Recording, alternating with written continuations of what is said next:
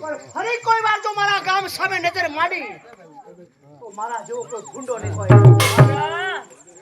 તું બાયલને જીવનદાન આપી તારા જીવનની મોટી ભૂલ કર્યો છે.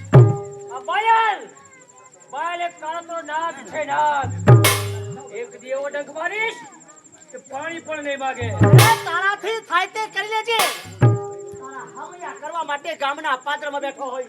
યાદ રાખજે આજનો દિન આજની ઘડી. જાઉં છું. બાપુ હું કર્યું આ બલિદાનના બોકડાને તો ડકાકા ઢક કરી નાખ. અલ્યા જહમત, હા બાપુ દુશ્મનને ગામના પાદરમાં મારી નાખીએ ને તો એમાં કઈ આપણી વડાઈ ન કહેવાય. ઈ વાત તમારી સાચી કે ગામના પાદરમાં દુશ્મનને માર્યા એમાં આપણી વડાઈ ન કહેવાય. આ માથે પાઘડી ધારણ કરી છે, ઘોડે પલાણ માંડ્યા છે. કઈ કઈ જાવ છો બાપ? મામાના સમાચાર આવ્યા છે. કેવા? એ માંગડા વાળાને કહેજો મહેમાન ગતિ માણવા માટે આવે એટલે મામાના ન્યા જવાની તૈયારી કરી છે. ઓહો આ તમે ક્યાંનારા કહી રહ્યા? આ હર સાલ તમે એકલા જાવ છો. આ ફેરા તો મને ભેળો લેતા જાઓ. મારે મામાનું જોવું છે. રાત ગામને મોઢું.